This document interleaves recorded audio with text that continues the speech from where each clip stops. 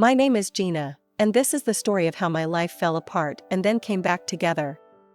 I'm 35 years old, and until recently, I thought I had it all figured out. I was the sales director at a large company, married to my college sweetheart, Mark, and we had just bought our first house. After graduation, I landed an entry-level job at a promising startup. I worked my way up the ladder, putting in long hours and sacrificing weekends. It paid off when I was promoted to sales director last year. Mark, on the other hand, had a harder time finding his footing. He bounced between a few jobs before settling as a shift supervisor at a mirror manufacturing company. Our best friends were another couple, Lisa and Tom. We met them at a neighborhood barbecue shortly after moving into our new house. Lisa was a stay-at-home wife, always impeccably dressed and with a spotless home. Tom was a successful entrepreneur who seemed to work as much as I did. When we bought our house, I was the one who qualified for the mortgage. I put it in my name and assumed all the responsibility for the payments. I didn't mind at the time, I was making good money, and I figured Mark would contribute when he could. As time went on, I noticed Mark becoming more and more dissatisfied with his job. He'd come home complaining about his boss, saying things like, "He's always on my case about everything. I can't do anything right," in his eyes. I tried to be supportive. "What happened this time?" I'd ask, setting aside whatever work I'd brought home. He called me out for being 5 minutes late, Mark would huff. "As if that makes a difference." And then he had the nerve to tell me how to talk to the clients. I'd been doing this job for years. I'd listen and nod, but inside I was growing frustrated. These seemed like normal workplace interactions to me, not the personal attacks Mark made them out to be. One day, Mark came home earlier than usual. I was in the middle of a conference call, but excused myself when I saw his face. "What's wrong?" I asked, muting my laptop. "I quit," he said simply. I felt like I'd been punched in the gut. "You what?" I couldn't take it anymore. My boss made another comment about my attitude, and I just snapped. I told him where he could shove his job and walked out. I took a deep breath, trying to calm the panic rising in my chest. "Mark, we have a mortgage. We can't afford for you to be unemployed right now." He waved off my concern. "I'll find something better. Something where I'm appreciated." I wanted to scream. Instead, I just nodded and went back to my call. After Mark quit his job, our lives changed dramatically.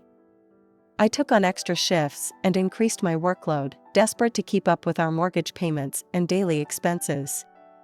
My days became a blur of meetings, sales calls, and late nights at the office. I was exhausted, but I didn't see any other choice. Meanwhile, Mark seemed to be in no hurry to find new employment. He'd occasionally mention an interview he'd been to, but there was always some reason it wasn't the right fit. The commute would be a nightmare, he'd say, or, "The boss seemed like a real jerk." I tried to be patient, but my frustration grew with each passing day. One evening, I came home late to find Mark lounging on the couch, watching TV. "Hey," I said, dropping my bag by the door. "Have you eaten?" He looked up at me, frowning. "No, I was waiting for you to cook something." I stared at him in disbelief. "Mark, it's 9 p.m. I've been working since 7 this morning. Why didn't you make dinner?" "Because that's your job," he snapped. "You're never home anymore, Gina. The house is a mess, there's no food in the fridge, and I can't remember the last time we had a proper meal together." I felt my temper rising. "My job? My job is keeping a roof over our heads and food on the table." "What exactly is your job right now, Mark?" "I'm looking for work," he shouted. "Do you think I enjoy sitting around all day? But I'm not going to settle for just any job.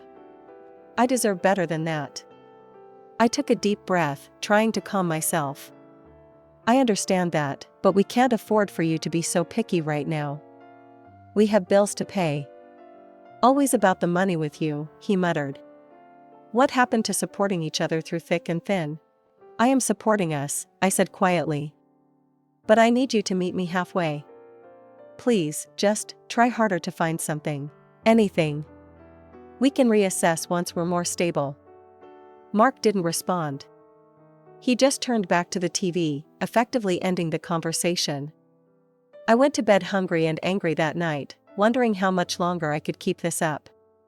The next day, I met Lisa for coffee during my lunch break. She looked fresh and relaxed, her hair perfectly styled and her nails freshly manicured. "Gina, honey, you look exhausted," she said, concern in her voice. "Are you getting any sleep at all?" I sighed, sipping my double espresso. "Not much. Work's been crazy, and things at home are tense." Lisa reached out and patted my hand. "You're working too hard. You need to take care of yourself, relax a little. Tom always says a happy wife makes for a happy life." I bit back a retort. Lisa meant well, but she had no idea what my life was like. "It's not that simple for us right now," I said instead. "But I'm sure things will get better soon." As the weeks went by, the tension in our house grew thicker. Mark's job search seemed to be going nowhere, and I was stretching myself thin, trying to keep everything afloat. Our conversations, when we had them, were short and often ended in arguments. One evening, I came home to find Mark dressed up, ready to go out. "Where are you going?" I asked, surprised. "Out with the guys," he replied, not meeting my eyes. "We're going to play golf." "Golf? At this hour?" I was skeptical, but too tired to argue. "Whatever.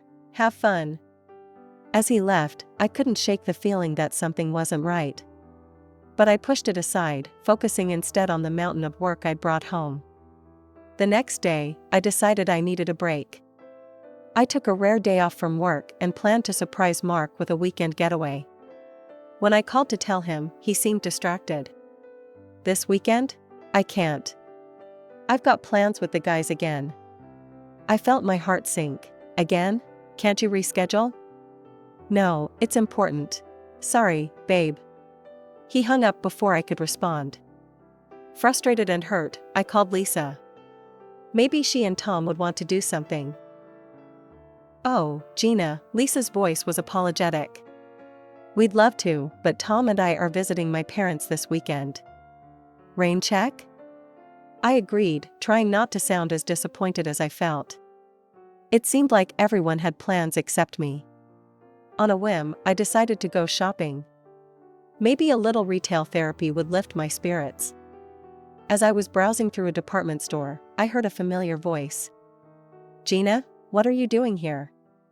I turned to see Tom, Lisa's husband, looking surprised and slightly uncomfortable. "Tom, I thought you and Lisa were visiting her parents this weekend?" His brow furrowed in confusion. "Her parents? No, we didn't have any plans. Lisa said she was spending the night at your place." My blood ran cold. "What? No, she's not with me. She told me you two were out of town." We found a quiet cafe and sat down. Tom looked grim as he spoke. "I've had suspicions for a while now," he said. "Lisa's been acting strange, always on her phone, making excuses to go out. I think our spouses might be having an affair." The world seemed to tilt on its axis. I couldn't breathe. "No," I whispered. "They wouldn't." But even as I said it, pieces started falling into place. Mark's mysterious outings, Lisa's constant presence in our home, the way they looked at each other. Tom reached across the table and squeezed my hand. "I'm going to hire a private investigator. We need to know for sure. And we don't let on that we suspect anything. Can you do that, Gina?" I took a deep breath and straightened my shoulders. Yes, I can." As I drove home that evening, my mind was reeling. How had I not seen this coming? I walked into our house, half expecting to catch Mark and Lisa in the act. But the house was empty and quiet. Mark came home late, smelling of alcohol and mumbling about a great game of golf. The next 2 weeks were excruciating. I went through the motions of daily life, pretending everything was normal, while my insides churned with suspicion and dread. Mark continued his golf outings and job hunting charade, and I feigned belief in his increasingly transparent lies. One afternoon, my phone buzzed with a text from Tom. "We need to talk. Meet me at the cafe in an hour." My heart raced as I made an excuse to leave work early. When I arrived at the cafe, Tom was already there, a thick manila envelope on the table in front of him. He slid the envelope across to me without further ado. With trembling hands, I opened it and began to look through the contents. There were photographs, credit card statements, hotel receipts, and transcripts of text messages. It was all there in black and white, irrefutable evidence of Mark and Lisa's betrayal. "How long?" I managed to choke out. Tom's voice was flat. "At least 6 months, according to the investigator. Maybe longer." I felt like I might be sick. 6 months. Half a year of lies, of me working myself to the bone while Mark. "There's more," Tom said quietly. "Gina, you need to check your bank accounts. All of them." Confused, I pulled out my phone and logged into my banking app. What I saw made my blood run cold. My savings account, the one I'd been quietly building up for years as an emergency fund, was empty. With shaking fingers, I checked my credit card balance, which I had given Mark to pay for gasoline. Maxed out. "He's been funding their little adventure with your money," Tom said, his voice tight with anger. "Fancy dinners, hotel rooms, gifts for Lisa. All on your dime." The shock gave way to a fury I'd never experienced before. All those times I'd come home exhausted, all the extra hours I'd put in, all the sacrifices I'd made, and this is how Mark repaid me? "What are you going to do?" I asked Tom, my voice surprisingly steady. He leaned back, a cold smile on his face. "I'm going to divorce Lisa and take her for everything she's worth. And then some." He paused, looking at me intently. "The question is, what are you going to do, Gina?" I took a deep breath, my mind racing. "I want revenge," I said slowly. "But I want them to suffer. I want them to feel as humiliated and betrayed as I do right now." Tom nodded approvingly. "I was hoping you'd say that. I have an idea, but it's going to take some planning." Over the next hour, Tom and I hatched a plan. It was devious, it was cruel, and it was exactly what Mark and Lisa deserved. That night, when Mark came home, I greeted him with a smile. "Hey, honey," I said, kissing his cheek. "Listen, I was thinking, why don't we throw a party next weekend? To celebrate our friendship with Tom and Lisa. It's been a while since we all got together." Mark's eyes lit up. "Yeah, that sounds fun. I'm sure Lisa would love to help plan it." As I turned away, ostensibly to start dinner, I allowed myself a small, grim smile. Mark and Lisa had no idea that their perfect little world was about to come crashing down around them. The week leading up to the party was a masterclass in deception.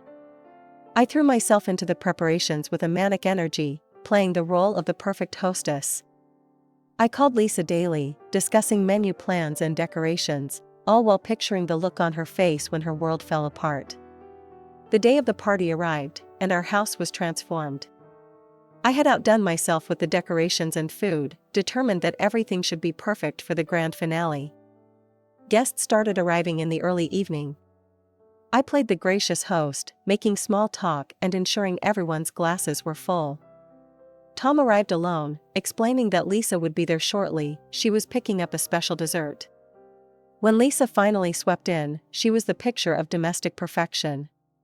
Her hair was immaculate, her dress flattering, and in her arms was an elaborate cake. "Sorry I'm late," she trilled, air-kissing my cheek. I wanted everything to be just right.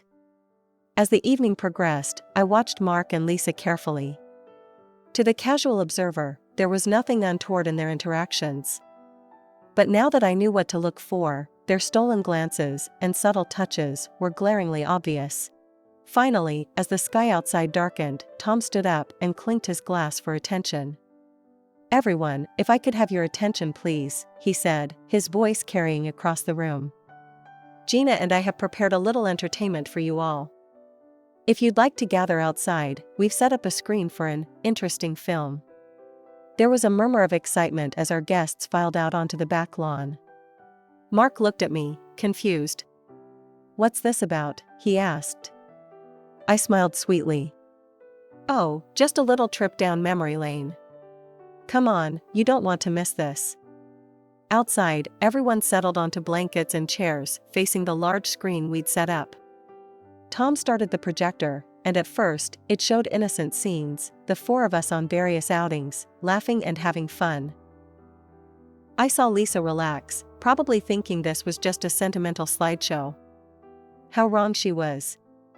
Suddenly, the music changed, becoming darker, more ominous. The images on the screen shifted, showing Mark and Lisa in various compromising positions, leaving hotels together, kissing in a car, entering our house when I was at work. A collective gasp went up from the audience. I heard Lisa's mother let out a strangled cry. Mark jumped to his feet. "What the hell is this?" he demanded. I stood up slowly, my voice ice cold as I addressed the stunned crowd. "This, ladies and gentlemen, is what betrayal looks like." While Tom and I worked ourselves to the bone, our spouses were carrying on an affair behind our backs. Lisa was sobbing now, mascara running down her face. "Gina, please, I can explain." "Explain?" I cut her off. "Explain how you've been sleeping with my husband for months. Explain how you've been spending my hard-earned money on your little trysts." Tom stepped forward, his face grim. "Lisa, don't bother coming home. I've already changed the locks. You'll be hearing from my lawyer." The party dissolved into chaos. Guests were whispering furiously among themselves. Lisa's parents were berating her, her father's face purple with rage. As the shocked murmurs of the guests subsided, I steeled myself for what I knew I had to do next. I walked back into the house, retrieved the manila envelope from my desk drawer, and returned to the lawn. Mark was still standing there, looking shell-shocked and pale. I thrust the envelope into his hands. "Here are the divorce papers, Mark. I want you out of my house tonight, and I'll be demanding compensation from both you and Lisa for your betrayal." Mark fumbled with the envelope, his hands shaking. "Gina, please, we can talk about this. I can explain." "There's nothing to explain," I cut him off coldly. "You've said enough with your actions. Now leave." He stood there, divorce papers in hand, looking as if he'd been slapped. Guests were approaching me, offering sympathetic words and support. In the middle of the lawn, Lisa had sunk to her knees, mascara running down her face as she pleaded with Tom. "Please, Tom, don't divorce me. I made a mistake. We can work through this." To my surprise, Mark rushed over to Lisa. He grabbed her arm and hissed, "Get up. Don't humiliate yourself like this. We can start over, make a new life together." Lisa's tear-streaked face contorted with fury. She yanked her arm away from Mark and spat, "Start over? With you? I don't need an unemployed man who can only pay compliments. I need someone who can actually support me." As the last of the guests trickled out, offering final words of support, Tom approached me. His face was a mask of controlled anger, but his voice was gentle when he spoke to me. "Gina, if you need any help, legal, financial, anything, please don't hesitate to call me. We're in this together, okay?" I nodded, grateful for his support. "Thank you, Tom. The same goes for you." As Tom left, I turned to Mark, who was standing alone, looking lost. "I want you gone by morning. Leave your keys on the kitchen counter." I turned my back on him and walked into the house, closing the door firmly behind me. Through the window, I watched as he slowly made his way down the driveway and out of sight. The house felt eerily quiet after the chaos of the evening. I sank onto the couch, emotionally and physically exhausted. Tears threatened to spill, but I held them back. I was sad, yes, mourning the death of my marriage and what I thought was a close friendship. But underlying that sadness was a sense of calm, even relief. For months, I had been carrying the weight of an unemployed, dissatisfied husband. I had worked myself to the bone, trying to keep our life afloat while he contributed nothing but complaints. Now, that burden was lifted. Yes, the road ahead would be difficult, but for the first time in a long time, I felt free. In the weeks following the explosive revelation at the party, life took on a new rhythm. I threw myself into work, finding solace in the familiar routine of sales reports and client meetings. But unlike before, I made sure to maintain a healthier balance, reducing my overtime and actually using my vacation days. One afternoon, as I was leaving the office, I ran into Tom. He looked tired but determined. "Gina," he greeted me with a nod. "How are you holding up?" I managed a small smile. "I'm doing okay. How about you? Any news?" Tom's face hardened. "The divorce is final. I kicked Lisa out of the house last week." I wasn't surprised, but I still felt a twinge of something. Not quite sympathy, but a sense of shared experience. "How did she take it?" He shrugged. "Not well. Apparently, her parents meant what they said at the party. They refused to take her in or help her financially." I raised an eyebrow. "Really? That seems harsh." "They're old-fashioned. Adultery is a big deal to them." Tom sighed. "Last I heard, she's working as a sales clerk at some department store downtown." The irony wasn't lost on me. Lisa, who had always looked down on my career, was now forced to work a job she would have considered beneath her. "What goes around comes around, I suppose," I murmured. Tom nodded grimly. "How are things with Mark?" I rolled my eyes. "He won't stop calling and texting. Keeps begging for another chance. But I feel nothing. The love, the trust, it's all gone. I can't imagine ever wanting to be with him again." We parted ways, and as I drove home, I reflected on how much had changed in such a short time. The next day, I met with my lawyer to discuss the progress of my own divorce proceedings. She greeted me with a triumphant smile. "Good news, Gina. The judge has reviewed the evidence, including the detective's report, and has ruled in our favor on all counts." I let out a breath I didn't know I'd been holding. "What does that mean exactly?" "It means," my lawyer said, "that Mark has been ordered to pay you substantial compensation for his infidelity. Moreover, he's required to repay every cent he took from your reserve account and credit card for his affair with Lisa." As I left the lawyer's office, I felt lighter than I had in years. With the compensation and repayment from Mark, I was able to pay off the remainder of my mortgage in one fell swoop. The house was now truly, fully mine. That evening, as I was celebrating my newfound financial freedom with a glass of wine, my phone buzzed. It was Mark, again. "Gina, please," his message read. "I know I messed up. But I love you. Can't we try to work things out? I'll do anything." I stared at the message for a long moment.